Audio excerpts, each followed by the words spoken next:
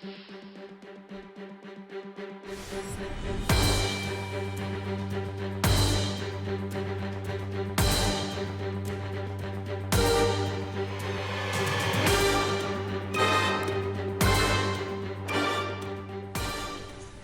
6일) 월요일 황장수의 뉴스 브리핑 시작하겠습니다. 오늘은 현충일입니다. 나라를 위해 목숨을 던지거나 희생한 분들을 기리는 날입니다. 오늘 아침에 인간시대 나오려고 보니까 TV에 인간시대에서 보니까요, 인천에서 15살에 학도 의용군으로 이렇게 친구들과 부산까지 20일을 걸어가서 거기에서 자원입대해서 이렇게 전사한 그 동지들을 기리는 한 80대 노인분, 그리고 같은 빌딩에 치과병원을 하면서 아버지의 당시 인천 학도 의용군 이 추모 기념관을 운영하는 그 어떤 자금을 지원해주고, 그리고 그 기념관을 이 공간을 그 뒷받침해주고 하는 아들 치과의사입니다. 참 부자간에 훌륭하다고 이런 생각이 들었습니다. 자, 학도 의용군 중에는 다수는 아직 그런 어떤 이 공적에 대해서 인정도 받지 못한 채 아무런 국가로부터 보상도 못 받은 사람도 있습니다. 그럼에도 불구하고 개인이 그때 죽어간 동료들, 그때 알아봤자 얼마나 알았겠습니까? 근데 그런 동료들을 기리기 위해서 일일이 200여 명에 가까운 인천 출신 학도 의용군 생존자들을 만나고 가족들을 만나서 손으로 기록을 해서 서류를 보관하고 있는데요. 그런 것조차도 국가에서 제대로 이렇게 관리를 하고 지원하지도 않고 있습니다.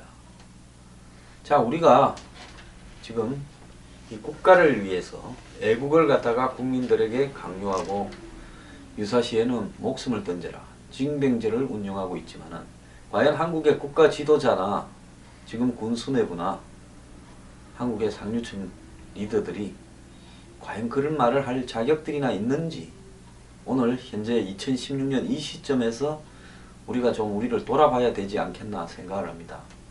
자, 백력은요, 조선시대처럼 상류층은 면탈되고 한마디로 백성들이 짊어져야 되는 그런 부분으로 가고 있는 것은 아닌지, 우리나라에 잘 살고 돈 많고 힘있고 빽 있는 사람들 중에 자기 자녀들을 군대 2년을 의무적으로 다녀오라고 하는 사람이 얼마나 되는가, 저는 묻고 싶습니다. 자, 여기서요, 조선시대 때 임진왜란 때 당시 선조 때 수도와 지방을 다 지키던 군대가 장부상으로 몇만 명 됐을지 모르지만은 실질적으로는 한 8,000명 밖에 안 됐다 하는 기록을 제가 봤는데요. 징비록이나 이런 기록에. 그런데 고종 때, 그로부터 한 300년 이상 지나가지고 고종 때, 고종 말에 한일 합방 되기 직전에 조선의 군대가 수도 사천, 지방 사천인데 그것도 실제로 다 있지도 않았습니다. 그리고 그 직업 군인들에게 제대로 월급을 주지 않고 쌀에 돌을 섞어줬소서, 그것 때문에 이모군란이 일어나지 않았습니까? 자, 자기 나라 왕조를 향해서 칼을 뽑아든 병사들, 이것이 당시 조선 말의 실정이었습니다. 그러니까 일본이 낭인 불과 100수십 명 데리고 조선 왕궁에 쳐들어가서 왕비를 시해해버리지 않았습니까? 자, 그로부터 이제 민주공화국을 세우고 지금 출범한 지 70년이 넘었습니다.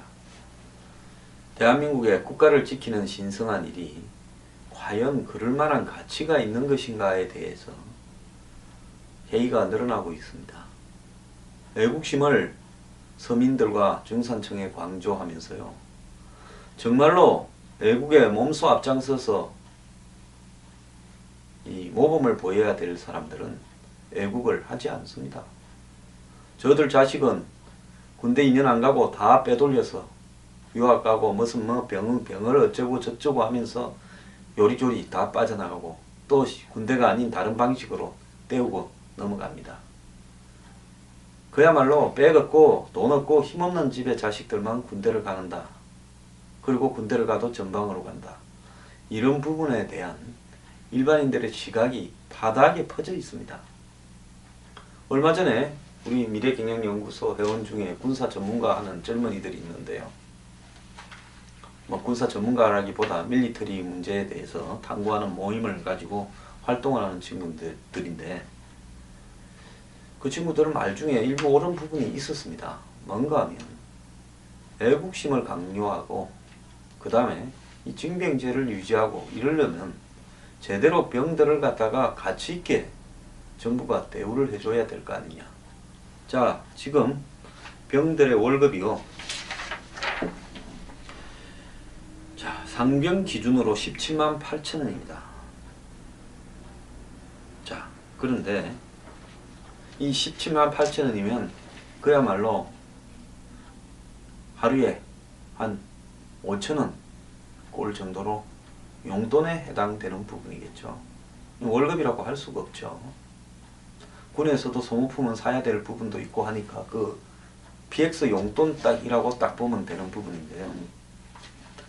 자, 헐값으로 병들을 데려가서 그야말로 낭비적으로 쓰고 있고 정말로 이 병들의 어떤 처우를 개선하고 제대로 된 대우를 해줄 돈들은 방위력 개선이라는 명목 하에 방산 비리로 다 빠져나가는 거 아니냐.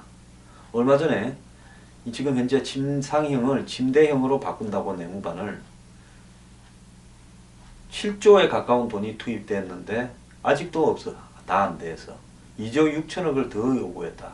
10조에 가까운 돈이 투입되어야 이 침대형 내무반이 완성된다라는 부분에 대해서 국민들이 아연 실석을 했고요.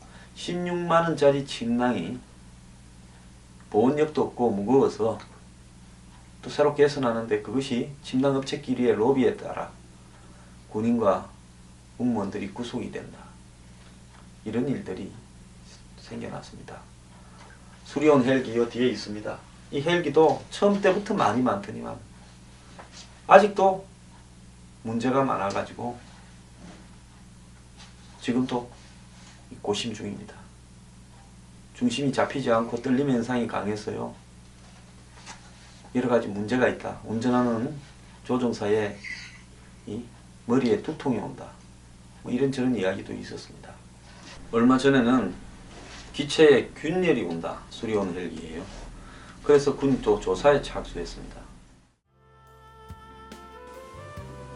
황장수의 미래경영연구소에서 만드는 뉴스 브리핑은 제 혼자 하는 방송이 아닙니다. 시청자 여러분들과 미래경영연구소 회원들이 더불어 국민과 함께 만들어가는 방송입니다.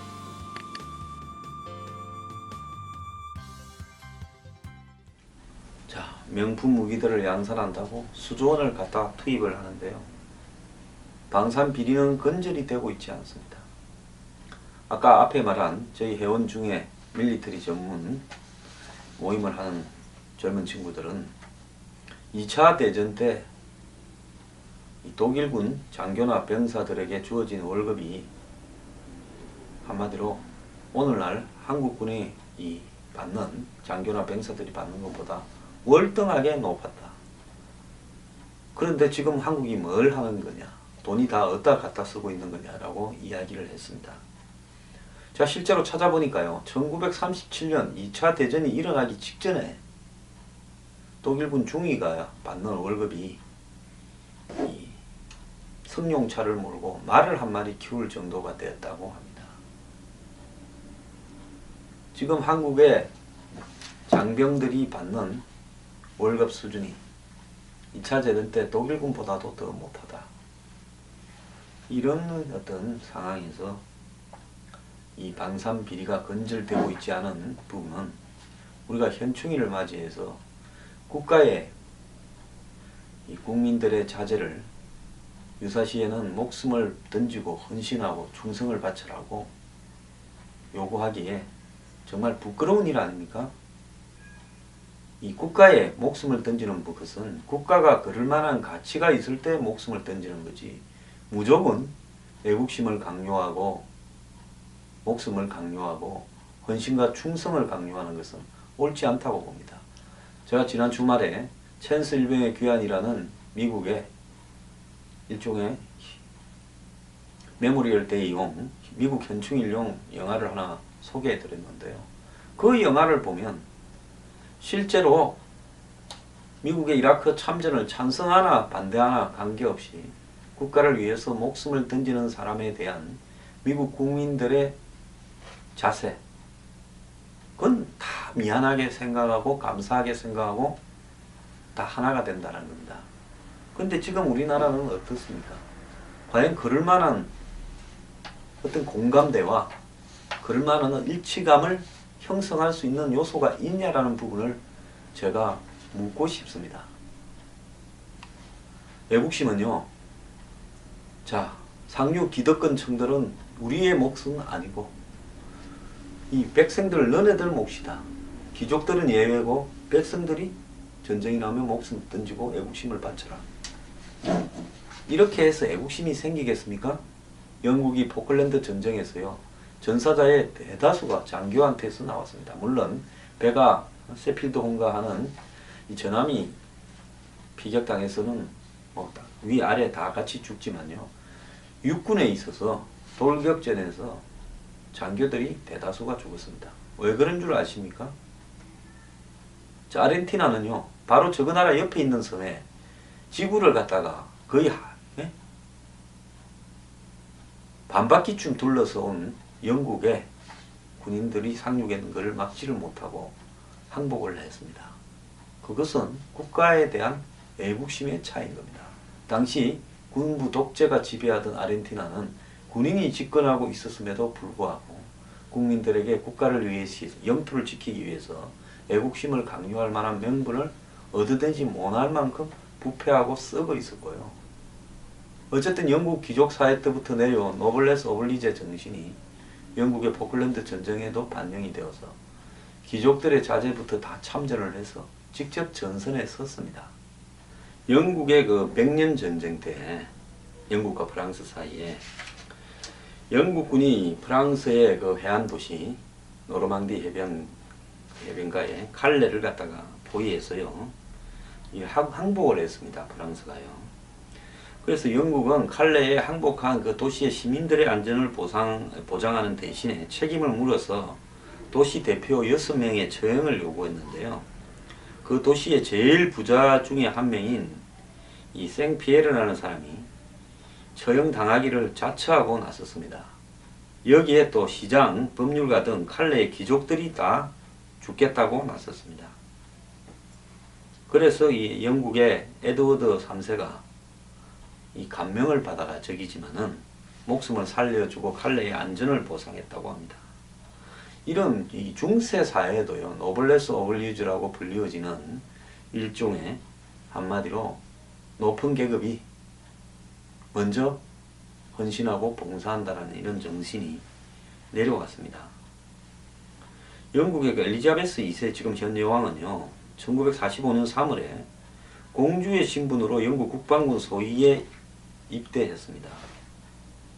그리고 엘리자베스 여왕의 차남 앤드류 왕자, 찰스 지금 황세자의 그 동생이죠. 앤드류 왕자는 82년 포클랜드 전쟁의 헬리콥터 조종사로 이 참전을 했습니다. 이스라엘이요, 얼마 전에 박 대통령이 방문했던 우간다의 이 수도 캄팔라입니까? 거기에 당시에 이 적군파 또 이런 뭐 이 중동의 테러리스트들이 이스라엘 사람들이 많이 탄 비행기를 납치했지요. 그래서 우간다까지 끌고 갔습니다. 그래서 이스라엘의 특공대들이 엔테브 공항에 기습적으로 이 수송기 세대를 타고 습격을 했어요. 다 구해왔습니다. 그때 이 전사한 사람이 그 작전을 이끌었던 이 조나단 네탄야후라고 하는 지금 현재 이 이스라엘 총리의 형님, 이 유일하게 혼자 전사했습니다. 나머지 부상당한 사람은 있고요. 그 외엔 다 살아왔죠.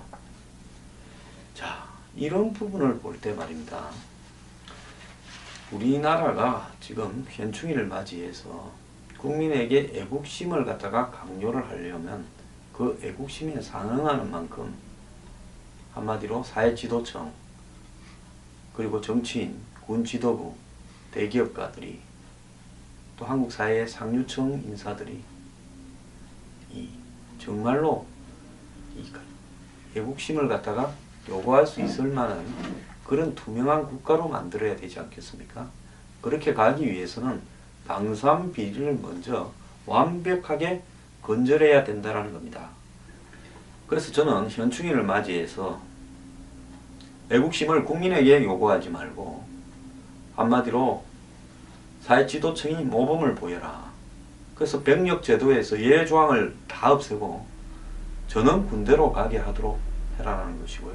두 번째는 그 다음에 이 병무와 관련된 비리, 그 다음에 방산과 관련된 비리에 있어서 관련자들은 최고 사형까지 중형에 처벌해야 된다. 이런 부분에 있어서 장난을 치는 사람은 완전히 사회에서 격리시켜버려야 된다. 특히 이 사회에 군에 만연한 방산 관련 부패는 이것은 이적죄로 처벌해야 된다는 것이 제 생각입니다. 자, 현충일을 맞이해서요, 모두가 지킬 만한 국가를 만들기 위해서는 지금 국민들은 잘하고 있습니다. 사회 지도층들이 과연 지킬 만한 국가를 끌어가고 있는가에 대해서 반성을 좀 해보길 바라고요. 그런 부분에서 군 관련 부패에 대한 청산을 갖다가 해야 될 시점이라는 것을 말씀드리고 싶습니다.